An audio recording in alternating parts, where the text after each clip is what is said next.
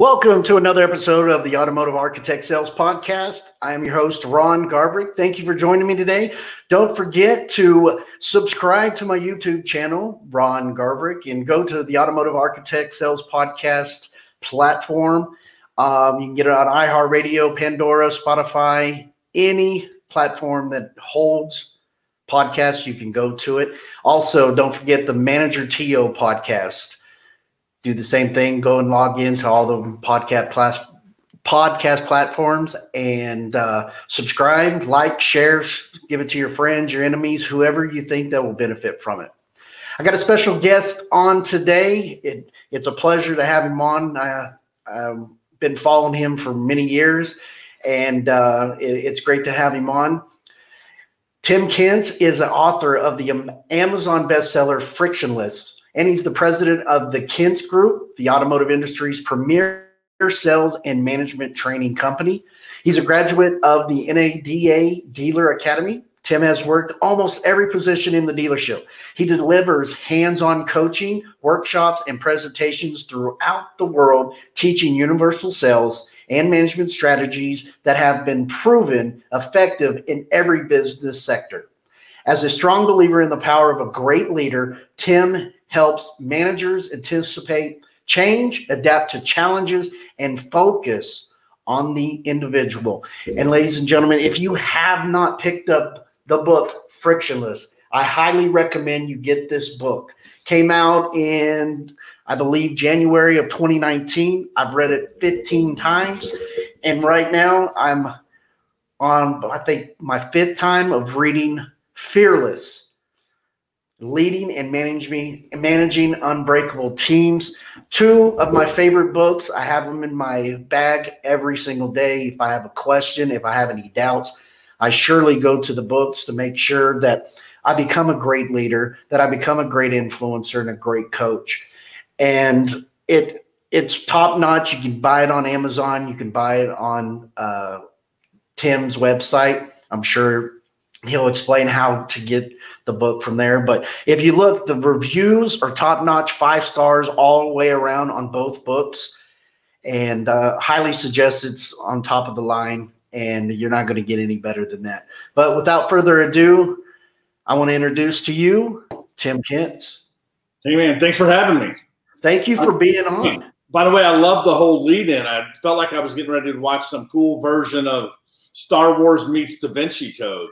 Pretty awesome. Well, you know, everybody has their own little podcast, and they have our intro with rap, and I want my intro to bring a lot of attention to everybody out there. So when they see it, they're like, "Wow, okay, this is going to get good." And then I want to be the #1 automotive podcast in the world, and by having great guests like you, I hope to achieve it. So, how you been? I'm good, man. Just getting back at it, having some fun. Hitting the road, back on planes, back in dealerships, man. It's and dealing with all the challenges and opportunities, man. We got some great opportunities going on right now. Man, you got these 2 books out: Frictionless, Closing and Negotiating with a Purpose. We both know that closing and negotiating is very important in the automotive industry. And the problem is some people are shying away from negotiating. And Fearless, man, Fearless for managers. As soon as I found out you were putting the book out for managers, I didn't buy, but my general manager bought 12 books to give out to all the managers. And I just read them in and out from front to back every single day. You know, I mean, it's the Bible of the car industry, I believe. What inspired you to do something like that? Well, I've always wanted to write a management book. Frictionless was the first one on closing and negotiating, and I did that one first just because salespeople need so much. They need help. There's very little good training out there on how to close, how to negotiate. It launched, I guess timing sucked on it. It launched just before the pandemic hit, so face-to-face selling was a little challenging then.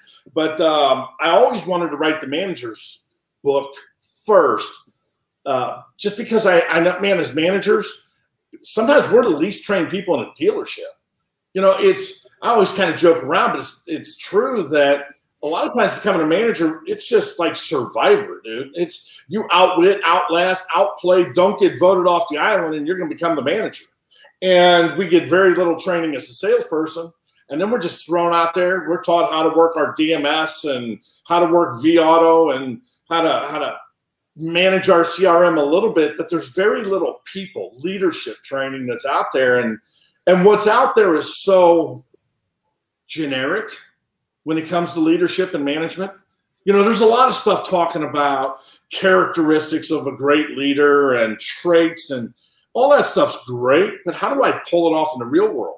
When I show up to work at 8 a.m. and I get one guy called in sick, the other guy's got his daughter is sick, so he can't come in. I got 2 guys hung over, and I got service yelling at me, dealer pissed that we're not selling enough cars, and I got 3 deals I'm working.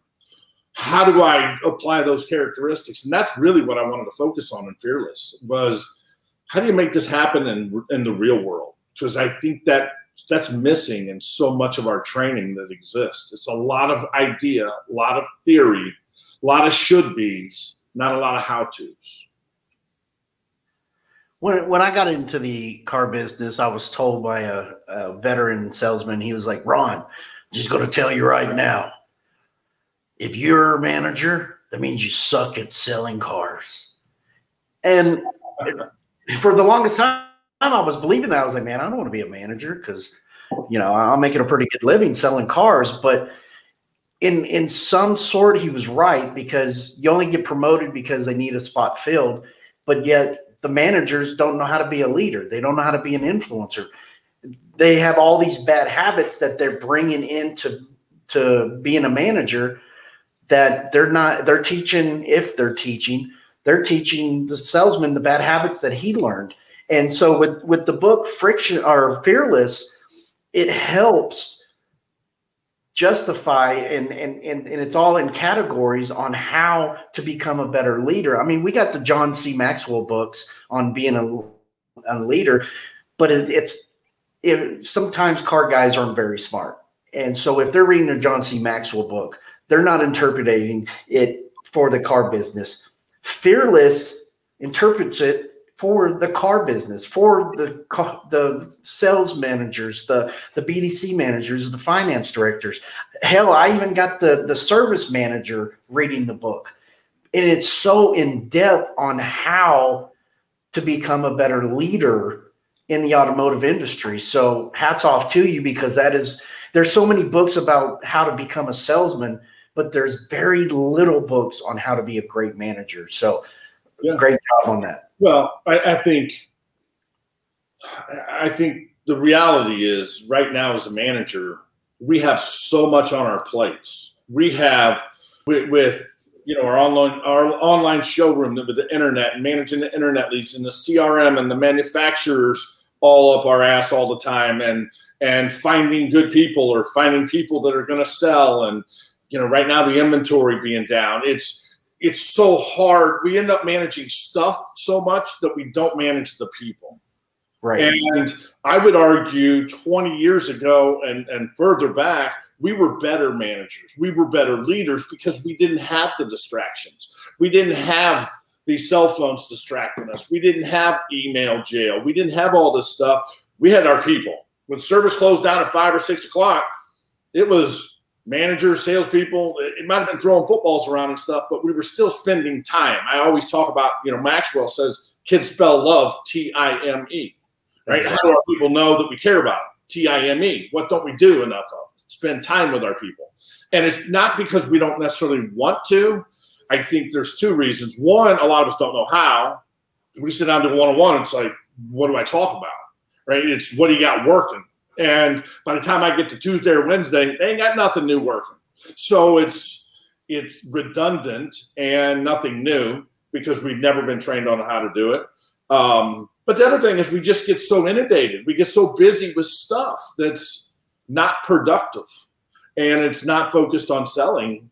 And I think if we can make the time to spend with our people, I don't care. If you're going to do one-on-ones with your people, you better have a schedule on who and when you're going to do one-on-one. If you're going to do training, you don't say I'm going to get to training. You say I'm going to get to training, you're never going to hold training.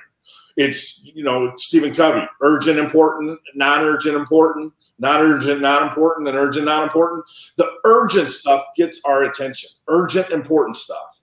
Putting out fires, service heat, manufacturer stuff, working that deal, ordering cars, that gets our time. But our people, it's not urgent, doing the one-on-ones, right? It's important, but it's not urgent, and that's what gets set aside. And if we could make it the priority in our day, we're going to be able to spend time with our people. And if I spend time with the people, they're just going to get better. If you said something, I hear managers say, well, I just feel like a babysitter. Well, if you feel like a babysitter, if that's how you feel, then you're looking at your people as a baby. And then therefore you're treating them like babies, and they're never going to get better. You want better results, treat them like they're 20 or 30 or 40 car people. You're going to get better results. Give them the tools they need, and then you're going to get better. But if you look at them as a babysitter, or working a deal is just a pain in the ass to you because you're too busy writing descriptions on your used car inventory on vAuto, or the auction is more important online than working that car deal, or taking a turn, being involved early and often in every car deal, then you're a desk manager, man, and that desk does fine on its own. And I think that's what's really missing. A great leader is gold. What I hated for so many times was before your customers leave, I need you to take a TO. But then you walk on and say, hey, boss, the customer said they need to think about it. Would you come and talk to them? No, you tell them, have a good day. And it's like, or they come up and they'd say, so Ron was telling me that you wanted me to pay for your tax, title, and license. Is that correct? Yeah. You know what? You need to get the hell off our lot. That was ridiculous. Why would we do something like that? Just leave, because we don't want to do business with you. And I started learning, they keep preaching that they want us to take a TO. But then every time we ask for a TO, either A, they run them off, or B, they just don't want to get off their butts and go out and talk to the customer. So I learned early on that if I wanted to sell cars and I wanted to make money, I needed to learn how to close my own deals. Sure, but that higher authority, man, that manager involvement, I always thought managers should be involved early and often. There should be an early management flyby to say hi, to build credibility in the salesperson and set up a pre-demo trade walk. That manager should worst case scenario, non-negotiable, be doing a pre-negotiation interview. So before that first set of numbers goes out, there should be a 2-minute interview with that customer to set them up for that first pencil. And we got to be there, because typically salespeople, by the time they turn them, that customer's burned, right? They burn them before they turn them. And I don't care how good you are as a manager. Man, if that customer's burnt and they're turned to you, there's very little that you can do. And how often do we train on how to feel like you're losing the customer? I always tell salespeople, man, if you feel like you're losing control, then you've already lost it. Right. You need to get a higher authority involved in that deal. They need another face, because we don't recognize the control or the rapport drift right away. It just drifts and drifts a little bit, and then before you know it, it's like, holy crap, this guy's getting ready to leave. What happened? I felt like we were getting along. So we got to teach our guys how to feel it. How do you feel that the customer's not clicking with you? They're not paying attention. I read the body language, the eye contact, the glancing at their spouse or whoever there's a lot of tells, and we got to be like good poker players and be able to read that tell, so I can then get a manager involved in that deal. And as managers, get off your ass and get out there. And I think what happens with a lot of managers is we don't get involved and we lose that mojo. And we don't want to go out there then and fail. We don't want to go out there and get embarrassed because we can't close the guy. So it's like, well, what'd they tell you? Man, just tell them to get out of here. We got somebody coming in on that car anyway. And it's because our skills drift as managers, right? How often do managers have training on how to take a TO? Do they role play it with other managers? I mean, why wouldn't we? We expect salespeople to role play a greeting. Why the hell wouldn't I role play an early flyby, or how to get a commitment after the demo, but they won't commit and they're getting ready to leave, or how to do a pre-negotiation interview? What's the difference? we got to be on our game too. So, and I don't blame anybody for it. It's just the culture that's been created. And it's been really, it was since 2008, it started drifting. After the recession, we just got worse and worse. You know, the art of negotiating disappeared after the recession because we were in the, we just got to stay in business, so we're not negotiating with people mode during the recession. And it just left. And I think everybody has just, I say everybody, as an industry, we've gotten weaker and weaker. And right now is even worse. Right. Because right now, you know, you're out there in West Texas. What's your inventory? What's the inventory like for dealerships? I mean, it's bare. I mean, they're talking about repaving the lot because how bare the lot is right now. And, you know, we're fortunate enough to have plenty of inventory, but there's some dealerships out here in West Texas, they ain't got no inventory. Man, I was just in the last 2 weeks, I was in Cleveland and in Buffalo, and one of the stores sells 400 a month. They had 83 new cars on the ground. They typically sell 400 a month. And the other Chevy store was, they're 200, 250, and man, they're parking cars nose to tail just to try to make the lot look big. They don't even have 60 cars in inventory, and it's a challenge. I get it, but you know, to me, it's funny. I've been in the car business way long, 31 years or whatever it's been. This is the first time I ever remember the dealerships having the advantage over customers. Yeah. We have that advantage over customers. It's the first time in my 31 years that we've had that advantage. And that's great. And if you're not holding gross right now, then you're weaker than Circus Lemonade, because your grosses should be strong because it's supply and demand. But if we're not careful, we're creating a whole lot of bad habits. And I've said it a million times, good habits perform during bad times, bad habits perform during good times. Right? During the pandemic, there was no such thing as it's not my job. Everybody buckled up and did whatever it took to survive, right? We were in survival mode. Now we're in a different type of survival mode, but it's really easy to get lazy. Start talking numbers, how much you want to pay a month, how much down you got, what do you owe on your trade before we even show them a car, and walking customers because we're not making enough. And that's fine. You might get away with it right now. But when this floodgate opens on inventory, dude, it's going to be a fire hydrant. It's, 100,000 F-150s or whatever those numbers are sitting at Kentucky Motor Speedway. Ford takes that $1 billion worth of money off of their financial statement. They're going to be shifting it to the dealership's financial statements. Chevy, right? Every manufacturer is. And now when you go from having one Silverado or one Tacoma and you've got 100 of them, are you on your game? Can you sell again? Because we're not selling cars right now. We're not selling them. People are buying cars, for crying out loud. Right now, people are buying cars. If you're not selling customers, if you don't have an 80% closing ratio right now, then you need to reevaluate what's going on. If you didn't close them, it's because you didn't have the inventory. Because if you had the inventory and you didn't close them, they either had bad credit or you were a sales prevention person. So right now is the time to make your skills better when things are so good, because when it turns, it's going to be too late, man. We're going to say, holy crap, what happened? And it helps those dealerships that were volume-based thinking and less on gross-based thinking. It's helping them understand that you can sell the same amount of cars and make the same amount of money, and you don't have to give them away to earn a customer's business, as long as the salesman sells on value and not on price. And Amen. And you have a saying says volume is your job, gross is how you do it, right? Is that what it's? Volume's your job, gross determines how well you do it. That's right. Yes, sir. And where I came from before I got into the dealership that I'm at now, we were all about gross. You had to make money.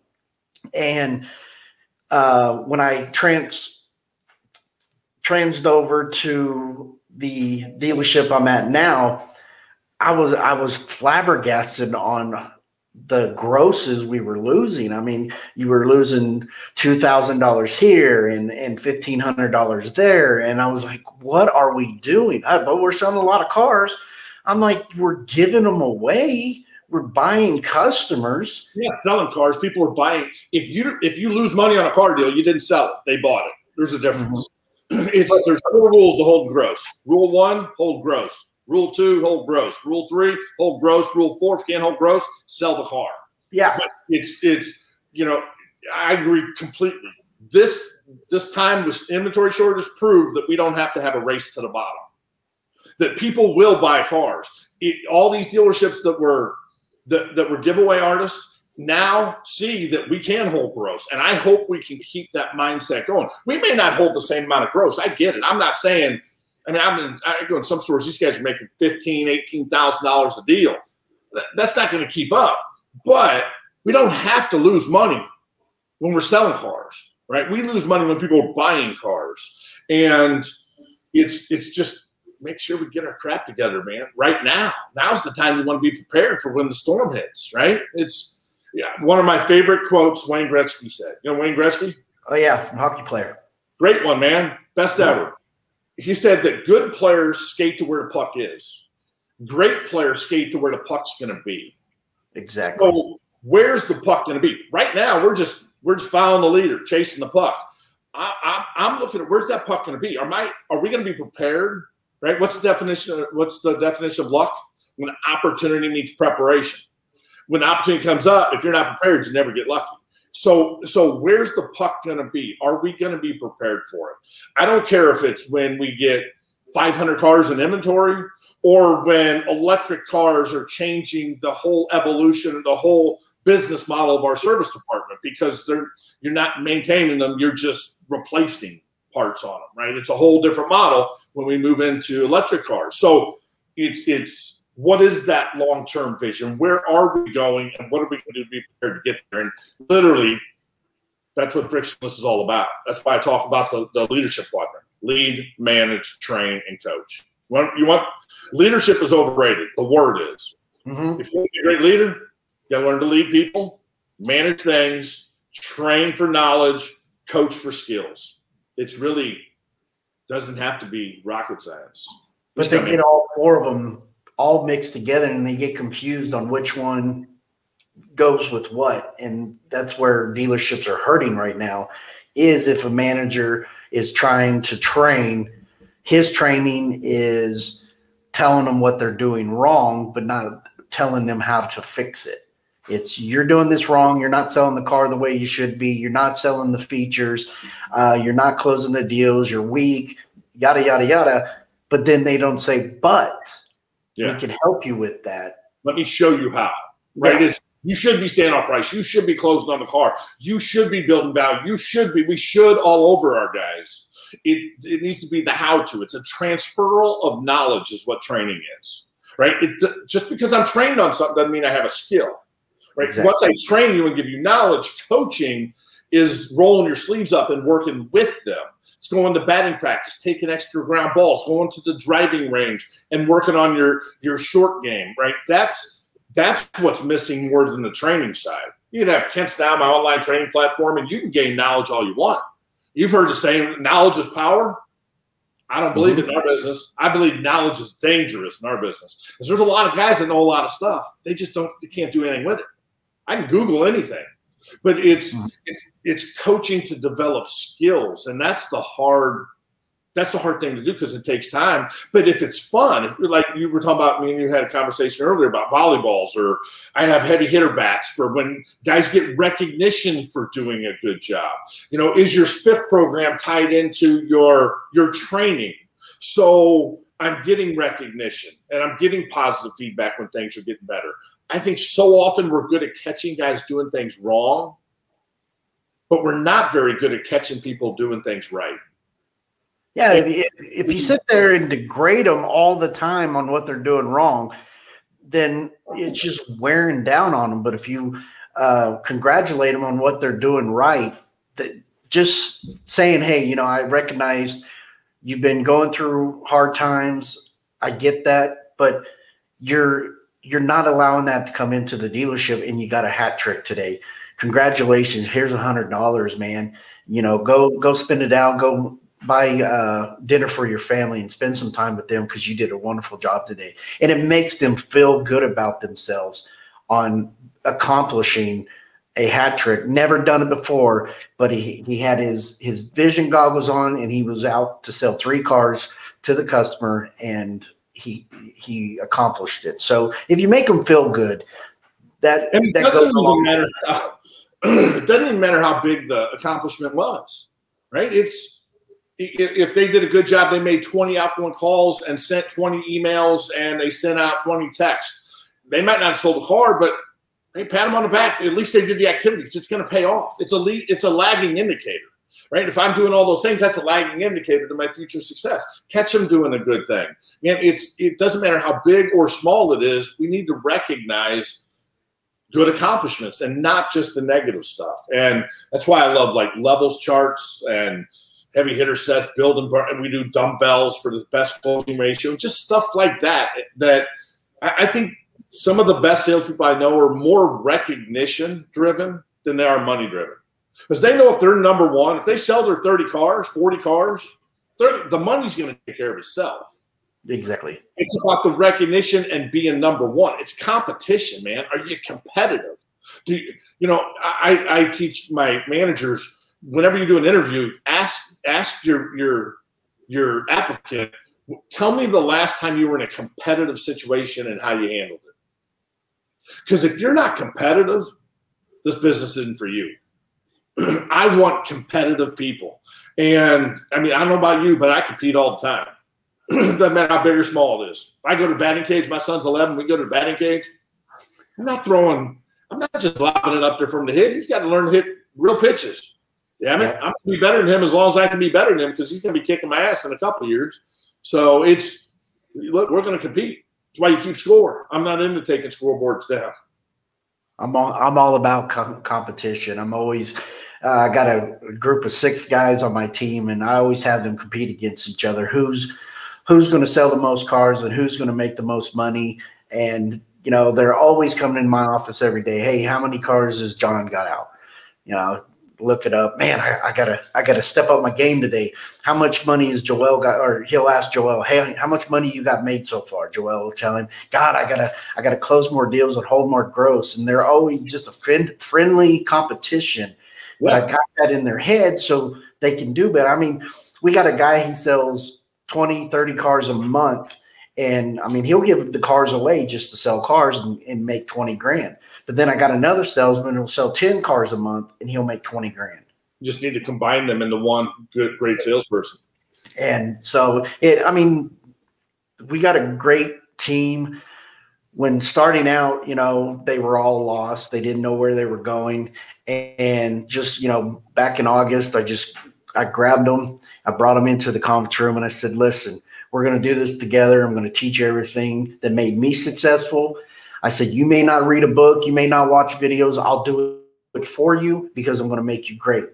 And there was one salesman. He worked at McDonald's as a French fry fryer.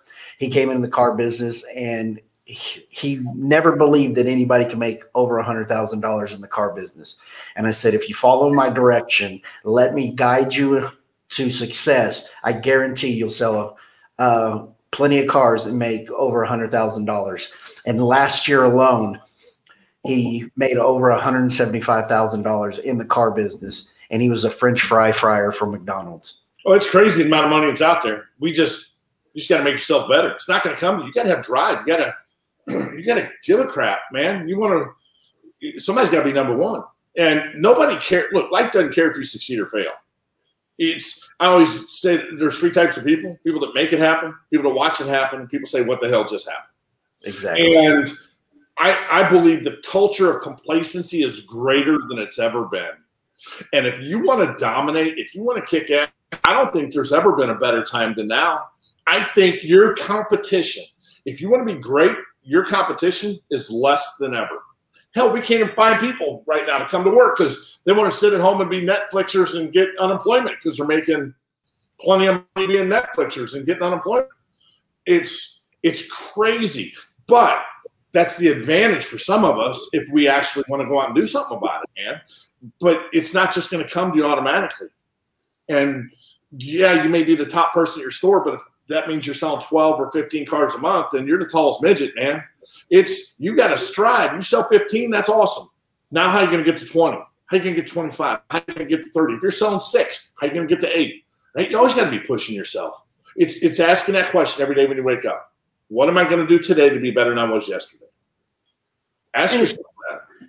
And it's all about taking care of your people, loving on your people, the salesmen, the customers that come in. If you treat them right and make them feel comfortable, and I always tell the guys, there's 4 reasons why you don't sell a car.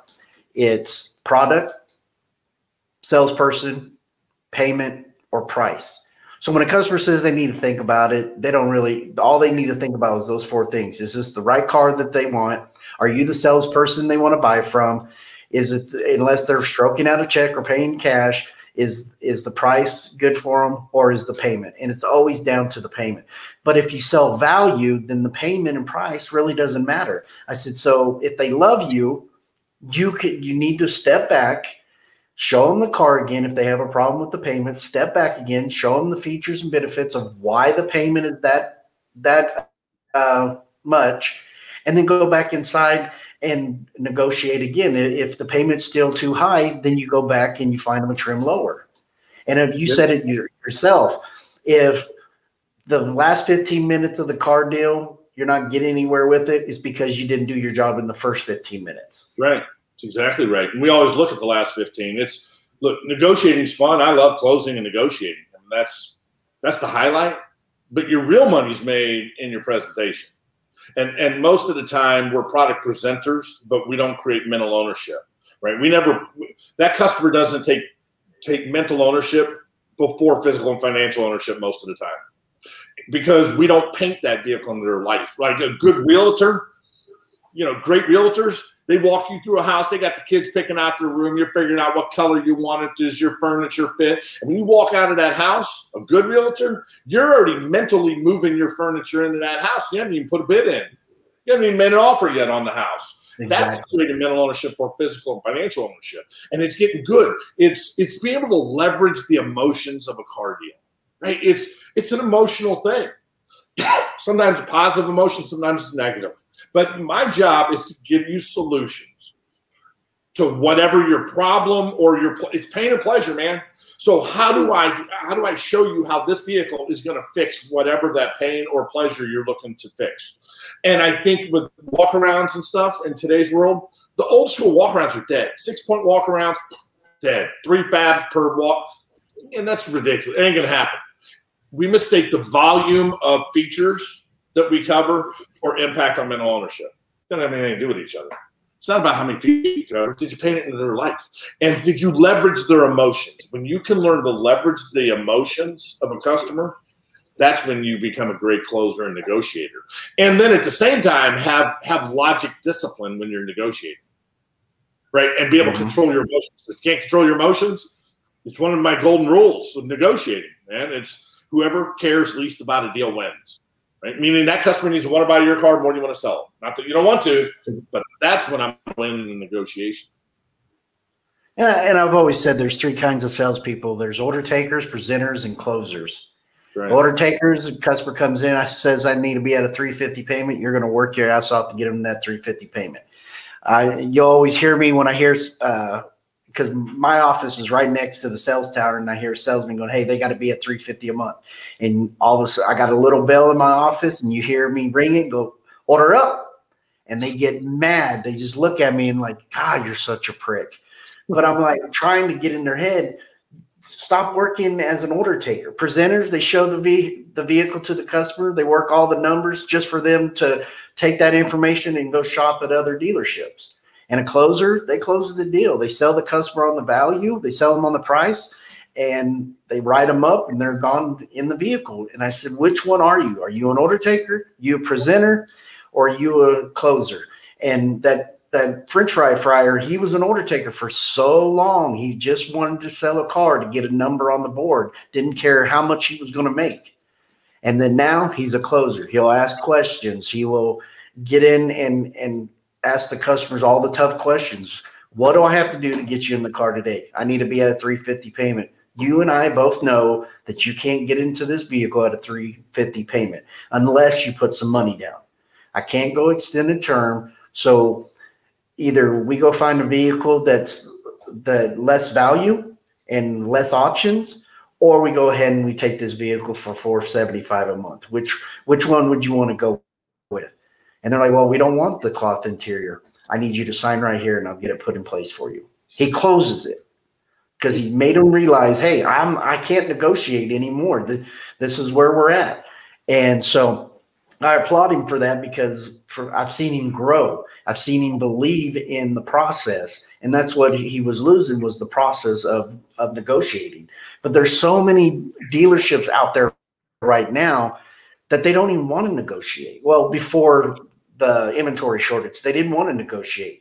They were the order takers. Just get as many cars as we could sell. The manufacturer is going to send us our money once we hit our goal, our objective. Stack them deep and sell them cheap.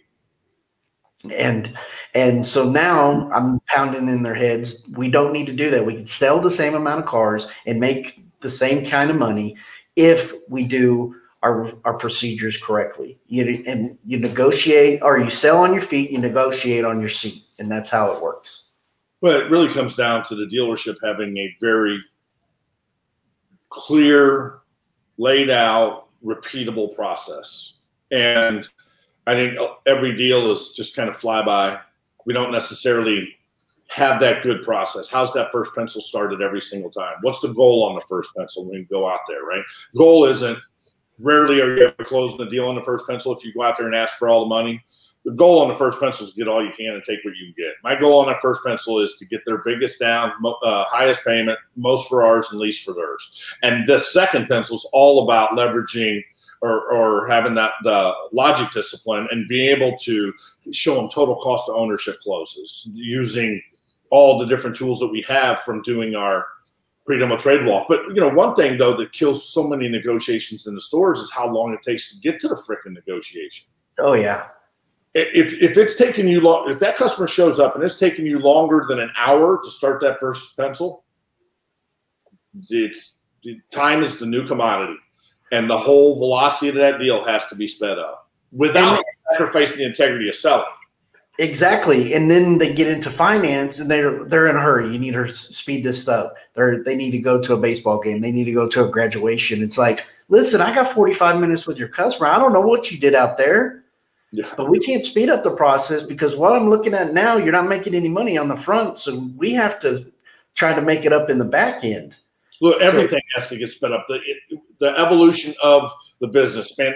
When the pandemic hit, I wrote Fearless, and I put together an internet coaching and accountability program where we go in and manage the internet leads to make sure they're getting handled right and grade and score every one of them. And we put together a video platform, and it's the evolution of it. If we don't evolve, look, I was trained by Jackie B. Cooper in 1990 to do a silent walk around after the demo. Well, that's the dumbest thing in the world. Mm-hmm. Highest emotional point of the sale, the end of the demo. And now I'm going to walk around the car and kick their teeth in on it and get rid of all that emotions I just before sitting down and having the most stressful point of the car deal for everyone. It doesn't make sense. Exactly. It's where it was. But it doesn't mean it's right. The trade walk should be done at the beginning. The appraisal should be done while I'm on the demo. So when that customer comes back, man, we got that first pencil ready to go. But it's speeding the velocity of the deal up, but it's changing and evolving our processes. Look, old school doesn't mean it's bad school.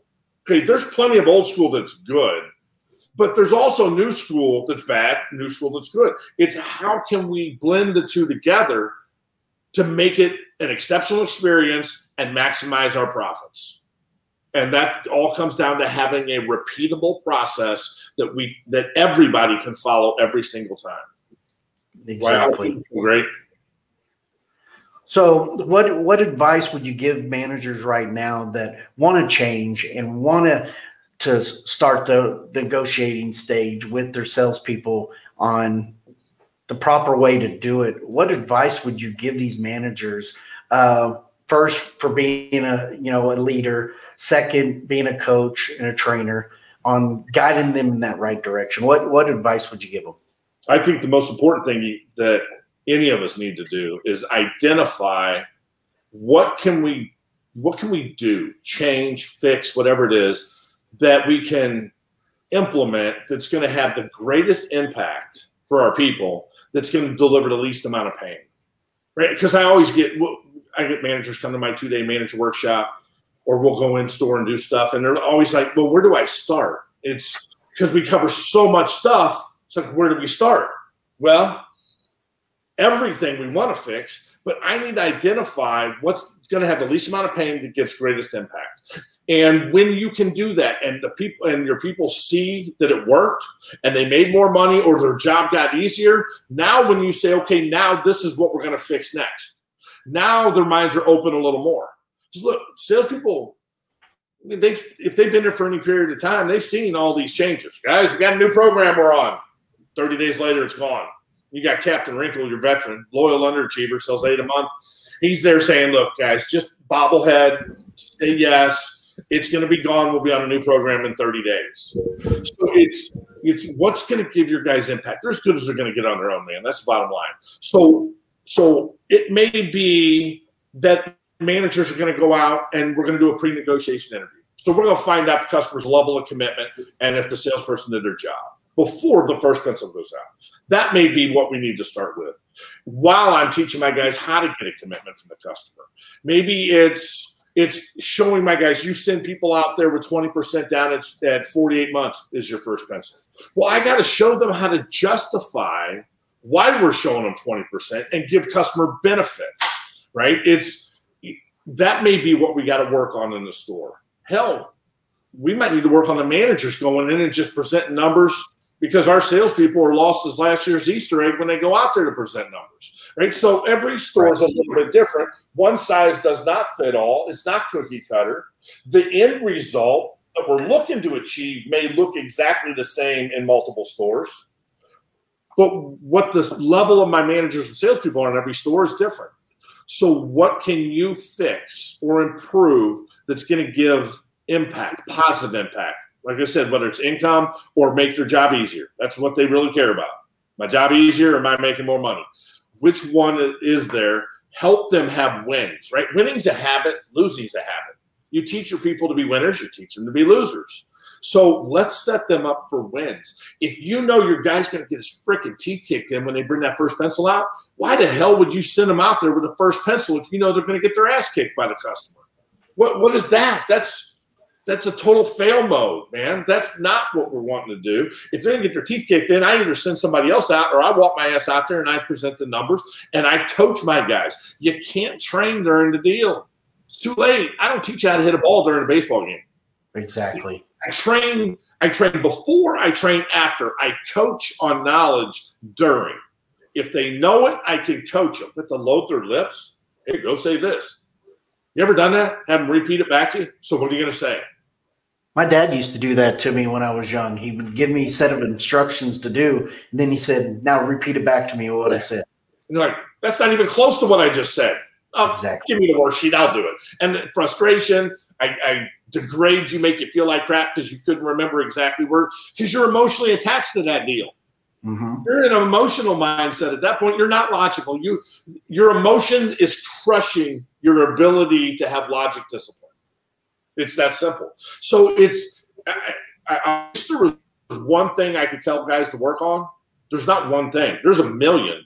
But identify what can give you some impact. And that's when when the guys see wins, they're all over it. They love it. If the fry guy, if he never got any wins, he'd think you were just full of crap when you told him you could make 6 figures. But he started getting some wins. You spent time with him, helped him get better. Now he's making 6 figures. Now he believes in the next step and the next step and the next step. And that's really what it comes down to, man. Well, Tim, how do people reach you? I know they can go on your website here in the Kintz group, and they can take some of your classes, online training, training here.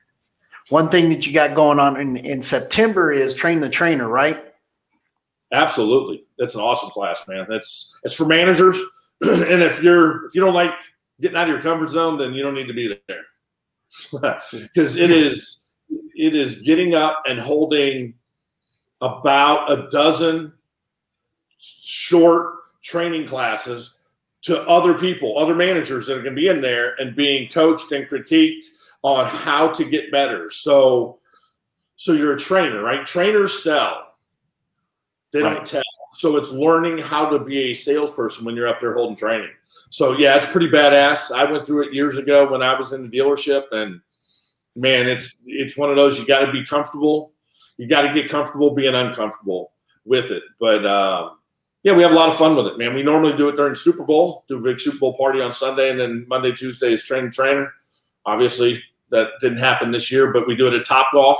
So I'm a big sports guy, but I love competition, fun. We go hit golf balls at lunch and after class and hang out instead of doing it in some old hotel that was built 40 years ago next door to an airport. Wow. Yeah, so it's a good time. And then we got, we're going to be adding more and more workshops, but we always do them at Topgolf. Fun and competition, baby. That's what we got to get back into the dealerships. Got to have it. So I appreciate you being on today. I know you're going to be busy for the next 4 weeks going and helping coaching. And as you notice on this episode, and if you follow Tim like I do, and every time he does a podcast, you listen to it, you guys know that he played baseball up in Alaska. He started working as a detail guy or a porter in a dealership, then became a salesperson, first become a salesperson at a shoe store, and then moved into the dealership. And then gradually you started going to school, NADA, learn how to become the best, then start working for Joe Verdi. And then you went back to a dealership and run a store. Then you were like, wow, man, is this what's happening in these stores? No one's training. And then you started your own group, the Kintz group. Yep. So in a short span of all those other episodes that you listen to, you can listen to them, but I just sped it up real quick. So I didn't want to go and ask the same questions that everybody asked during those shows. I just went into the meat and got into the bone on how to improve and how to get better in the automotive industry. And none other can you get it from the best. But Tim Kintz he speaks the truth, he spits it out, and he doesn't sugarcoat anything, because as a coach does, if you want to succeed and you want to get better, you've got to be willing to learn and be willing to be coached. And that's one thing that you can learn from Tim Kintz is he will coach you, but you got to be willing to learn. Right. Tim, thank you for being on, my friend. The teacher will arrive when the student is prepared. And next time you're in Dallas, let me know. See if I'm going to be here. We can shoot a podcast here in my studio. I sure will. And the trainer is going to be in Dallas or Austin? Dallas. Okay. That's great. That's just 5.5 hours from here. So it's not too bad. 45-minute flight. Done that plenty of times. My son played traveling football, and we got to play in Jerry's World a couple of times and watch him get better and bigger and stronger. And now he's just going to be in 8th grade, but he wants to play for Texas Tech and then find himself in the NFL. So we'll see how that goes. Guns up, baby. Guns up. Exactly. So yeah, we'll make my trip to Dallas. I'll sure give you a holler and see if you're around, and we'll go from there. And I'm highly thinking about the Train the Trainer. I know I'm going to get grilled, but I know it's only to get me better and make me stronger. So I'm looking forward to doing that in August. I keep getting plenty of emails from your assistants. So persistence, they want me to be there. So we'll go from there. Tim, it was great having you on. Be safe out there. Thank you for everything. And you're awesome, my friend. Can't wait to do it again. It was an honor. I appreciate it. Yes, sir. Thank you very much. Discover your daily deal at the dating site for automobiles, StreetVW.com. Here's General Manager John Luciano. You can save thousands on this showstopper, the revved-up Volkswagen Atlas Crossport, or get ultra-low monthly payments on all new and used vehicles, like on the Volkswagen Atlas. And remember, many Volkswagen vehicles are famous for outstanding fuel economy. And meet the Volkswagen ID4. This affordable electric SUV is going to change everything. Hurry and discover your daily deal now at StreetVW.com. Street Volkswagen of Amarillo, 5000 South Sonsi.